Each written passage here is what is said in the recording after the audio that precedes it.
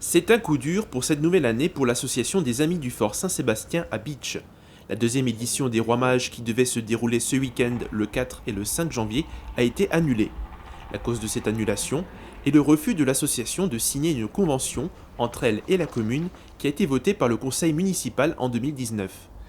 Elle indique entre autres que les Amis du Fort doivent laisser un accès libre pour le public de ce site historique en enlevant grilles et cadenas. Pour les bénévoles qui entretiennent le fort et le font vivre, c'est l'incompréhension. On ne sait pas pourquoi. Et je pense que c'est le plus frustrant. Le plus frustrant, c'est d'être là et d'avoir investi du temps, de l'énergie, entre autres avec la répétition, l'argent qu'on y a mis. On a quand même investi quelque chose comme près de 700 €, voire un peu plus. Bon, on nous dit qu'il fallait, pour bien faire, signer une convention qu'on ne veut pas vraiment signer dans ses propos. Nous n'allons pas signer une convention avec laquelle on n'est pas d'accord. L'année dernière, la première édition des Rois Mages a eu un franc succès. Elle s'est déroulée grâce à une autorisation temporaire qui a été signée. Toutes associations qui utilisent des biens de la commune sont soumises à convention. Aujourd'hui, avec la nouvelle convention qui rend celle de 1998 caduque, les conditions ont changé. L'annulation, elle est proposée par les Amis du Fort Saint-Sébastien. En aucun cas, c'est la ville qui a interdit quoi que ce soit. La ville a simplement demandé à ce que la convention soit signée avant de proposer cette manifestation. Si l'association ne signe pas la convention, toute occupation de ce lieu est une occupation illégale. C'est une association qui a une utilité publique, je le reconnais volontiers, mais c'est une association qui doit respecter les règles administratives, juridiques qui lui incombent. Autre point du litige, les illuminations que l'association a installées pour l'événement, mais dont la consommation en électricité est payée par la ville de Bitche. Les discussions semblent rompues, mais les deux parties ne sont pas contre une rencontre pour parler des raisons de l'opposition à cette convention. Aujourd'hui, le maire de Bitche peut saisir le tribunal administratif aux fins de voir prononcer l'expulsion de l'association.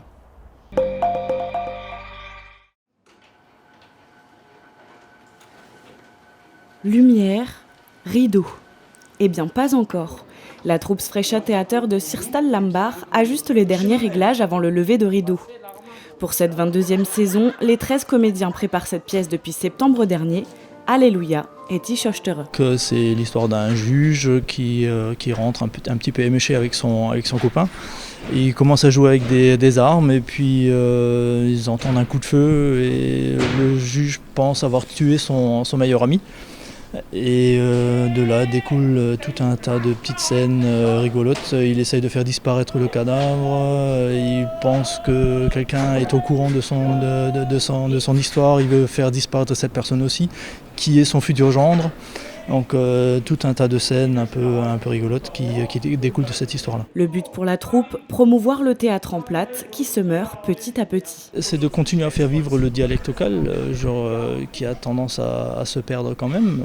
On le voit un peu quand on discute avec les jeunes. D'ailleurs, notre troupe de jeunes aussi, c'est pour ça qu'on la soutient et qu'on est très, très fiers d'avoir cette troupe de jeunes avec nous.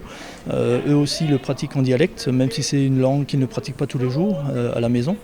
Et ils font l'effort quand même de prendre la prononciation, de prendre le texte en dialecte et de faire rire les gens avec ce dialecte-là. D'abord, c'est mon astuce, il faut déjà comprendre le texte, réussir à le lire correctement et puis après répéter, et puis à force, ça vient tout seul. Dernière répétition générale vendredi, avant la grande première ce dimanche 5 janvier à la salle Vitrac Saint-Vincent de Sirstal.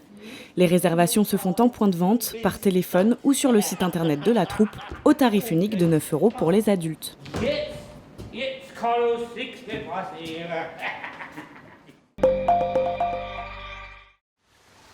Sous la lumière dorée des vitraux, se sont dressées pour cette fin d'année une multitude de crèches dans les églises de l'Est de la Moselle, notamment dans le pays de Bitche. Il n'y a pas que l'étable, Jésus et les Rois Mages, mais aussi d'autres constructions plus grandes les unes que les autres. Vitrin, Saint-Louis-les-Bitches ou encore la chapelle Sainte-Vérène à Anchambert, chaque fabrication rivalise d'inventivité. Les bénévoles de chaque paroisse s'en sont donnés à cœur joie. Voici un petit tour de quelques créations monumentales, comme à l'église Saint-Benoît à Valsbronn.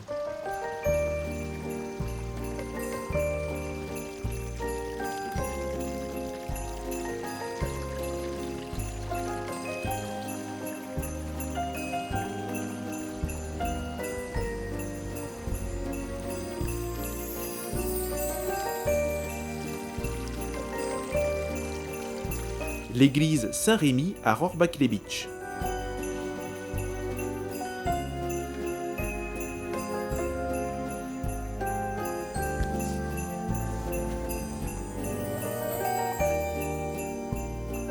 Et l'église Sainte-Catherine à Bitche.